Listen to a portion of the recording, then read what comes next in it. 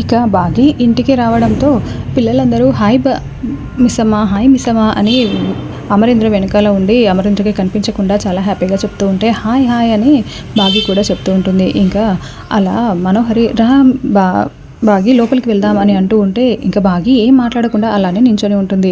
ఇంకా దాంతో 2 సార్లు అడిగిన తర్వాత కూడా బాగి లోపలికి రాకపోవడంతో ఏమైంది బాగి, ఎందుకు అలా ఉన్నావు అని, ఎందుకు రావట్లేదు లోపలికి అని అడుగుతూ ఉంటే ఇంకా నీకు అర్థం కావట్లేదా మనోహరి, అమరేంద్ర సార్ పిలవాలని చూస్తోంది అని చిన్నగా చెప్పడంతో ఓ అవునా అని అమర్ నువ్వు పిలిస్తే వస్తుందేమో అమర్, ఒకసారి అమ్మని పిలువు అని అమర్కి చెప్పడంతో లోపలికి వెళ్ళు అని బాగి వైపు చాలా కోపంగా మనోహరి వైపు చూస్తూ కోపంగా అమర్ చెప్తాడు. దాంతో బాగి మళ్ళీ అలానే సైలెంట్గా ఉంటుంది.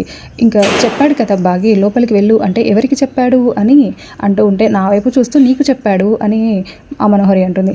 నాకు కదా చెప్పాలి, నాకు చెప్తే కదా నేను లోపలికి వస్తాను అని బాగి అనడంతో ఒక్కసారి చెప్పు అమర్, ఇప్పుడు మనం పాప గురించి తెలుసుకోవడానికైనా బాగి ఇక్కడ ఉండాలి కదా అని మళ్ళీ మనోహరి చెప్పడంతో భాగమతి గారు లోపలికి రండి అని అమర్ చెప్తాడు. ఇంకా దాంతో బాగి చాలా హ్యాపీగా తన లగేజ్ బ్యాగ్ పట్టుకొని కుడికాలు లోపల పెట్టి ఇంకా డ్యాన్స్ చేసుకుంటూ నవ్వుకుంటూ లోపలికి వెళ్తూ ఉంటుంది. ఇంకా అందరూ కూడా చాలా హ్యాపీగా ఫీల్ అవుతూ ఉంటారు.